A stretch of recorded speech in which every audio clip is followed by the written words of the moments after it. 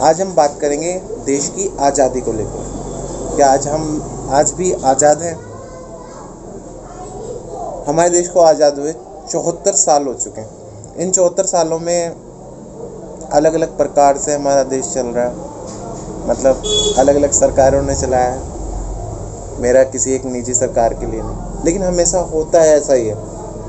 होता क्या है, बच्चा पढ़ता है, वैकेंसी के वेट करता है, वैकेंसी आती है और बच्चा एग्ज़ाम देता है, उसका रिज़ल्ट आता है, इतने में सरकार चली जाती है। ये कोई आज की बात नहीं है, ये जब से ही ऐसा होता आ रहा है।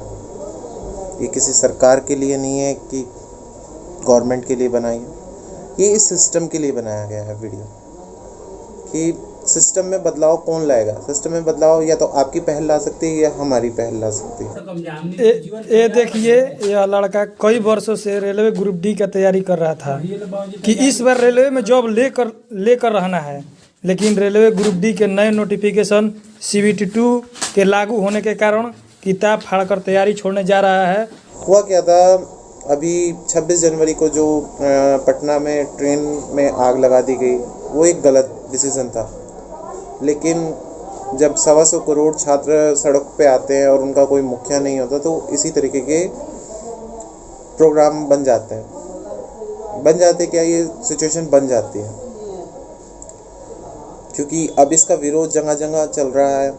NTPC के जो बच्चे थे वे वेट कर रहे, राजेंद्र नगर में वेट कर रहे थे कि गवर्नमेंट हमारे लिए कोई सर्कुलर डालेगी, RRB का कोई सर्कुलर आएगा, हमें कोई डेट मिल जाएगी ज्वाइनिंग वगैरह की XYZ। NTPC का एक टॉपिक ये था, इसमें 2 मुद्दे हैं RRB के, एक NTPC का, एक ग्रुप डी का CBT 1 और CBT 2। तो NTPC का मुद्दा ये है, NTPC में 5 पद हैं। अब गवर्नमेंट का ने बोला था कि इस बार 15% नहीं 20% हम जॉब को डिस्ट्रीब्यूट करेंगे। तो 20% के हिसाब से 35,000 पद खाली थे, तो 35,000 बच्चों को क्वालिफाई हो जाना चाहिए था NTPC के तहत। बट होता क्या है, मुद्दा सब कुछ RRB सब बदल देती है एन मौके पे। RRB ने क्या किया हुआ है NTPC के अंडर में। सबसे पहले हम NTPC की बात कर रहे हैं, तो मैं NTPC के बारे में बता रहा हूँ।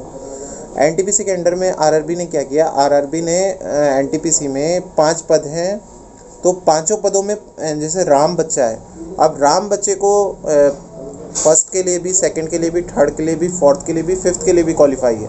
तो वो 5 पदों पे क्वालिफाई करके वो है तो एक राम, बट उसे 5 बार काउंट कर रखा है, जिसके कारण बच्चों ने आवाज़ उठाई।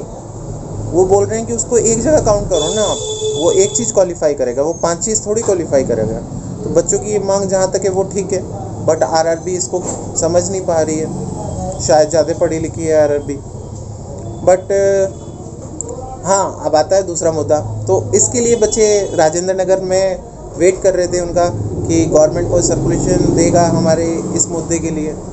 होता क्या है, RRB ने कहा कि उनके लिए तो सर्कुलेशन दिया नहीं, बट RRB ने डाल दिया सर्कुलर आपका ग्रुप डी CBT 2 एग्ज़ाम का बम फोड़ दिया। अब ये CBT 2 क्या था? CBT 2 ये क्या था, अब इसको समझते हैं। ग्रुप डी का एग्ज़ाम 2019 में सर्कुलर आया कि आप एग्ज़ाम दोगे, आप क्लियर हो जाओगे, आप ज्वाइनिंग कर लेंगे। बट अचानक से क्या हुआ, अचानक से आपका ये सर्कुलर जो आया, इस सर्कुलर ने भूचाल मचा दिया। 125 करोड़ बच्चों को बोल दिया कि आपको मेंस भी क्लियर करना पड़ेगा। मतलब अब एक एग्ज़ाम नहीं, अब आपको 2 एग्ज़ाम देने पड़ेंगे।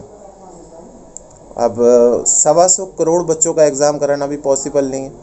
अब ये बच्चों ने जैसे ही सुना, क्योंकि बच्चे 3 साल 2019 से, बीच में कोरोना काल आ गया, 2019 से वेट कर रहे थे और तैयारियों में लगे हुए थे। अब बच्चे जब सड़कों पे आते हैं तो कुछ ना कुछ हुड़दंग भी हुआ, जो इन्हें गलत दिशा की तरफ ले गया एक आंदोलन को। लेकिन मांग उनकी अभी भी जायज़ है, और जो उनका ट्रेन फूकना था वो मैं अभी भी बोलूँगा वो उनका एक गलत डिसीज़न था स्टूडेंट का। अब प्रयागराज की जो घटना थी उसमें प्रशासन भी गलत था। प्रशासन ने उसमें छात्रावास के अंदर घुस के जिस तरीके से मार रहे थे बच्चों को, तो मुझे वो प्रयागराज नहीं, मुझे वो अफ़गानिस्तान लग रहा था। जैसे अफ़गानिस्तान की घटनाएँ हम TV वगैरह पे वायरल वीडियोज़ में देखते हैं, इस तरह की घटना बना रहे थे। भगा भगा के बच्चों को मारा जा रहा था, उन्हें माँ बहन की गालियाँ दी जा रही थी। और हॉस्टल में बैठे हुए बच्चों के पास ऐसा हुआ, वो सड़कों पे नहीं थे बच्चे।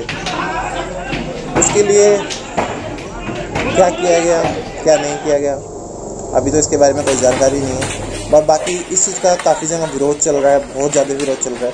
और अब आंदोलन का दौर चल चुका है। किसी बहुत बड़े महापुरुष का कहना है कि आंदोलनजीवी बनना पड़ेगा।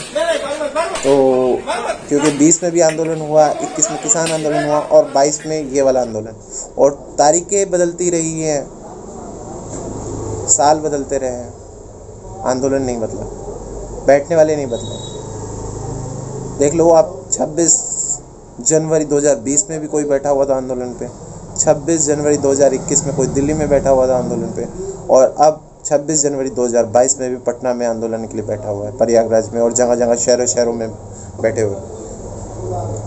और इसमें अब खान सर को बीच में डाल दिया गया। खान सर जो अपने इंटरव्यूज़ में और अपनी वीडियोस के माध्यम से सबको बोल रहे थे, समझा रहे थे किसी भी प्रकार का कोई दंगा नहीं करना, कोई राजनीतिक पार्टी को इंटरफेयर मत करने देना इस आंदोलन के बीच में, ये बात बच्चों की है और आरआरबी की है, और इसके अलावा कोई बीच में नहीं आएगा। कुछ बच्चों पे केस भी किया गया है, लेकिन कुछ पुलिस वालों पे केस नहीं किया गया प्रयागराज की घटना के बाद, क्योंकि गलती एक जगह से नहीं थी, गलती दोनों साइड से थी।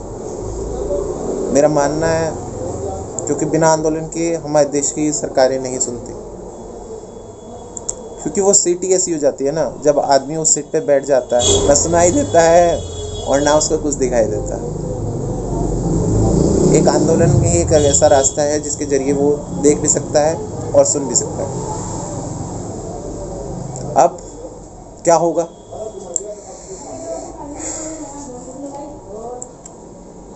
मेरा तो बस इतना ही मानना है, ये जब तक सिस्टम ही चेंज नहीं होगा ना, सरकारी चेंज होने से कुछ नहीं होगा, ये सब सिस्टम बदलना पड़ेगा, और ये हम सबको आवाज़ उठाकर सिस्टम को बदलना पड़ेगा। धन्यवाद, नमस्कार।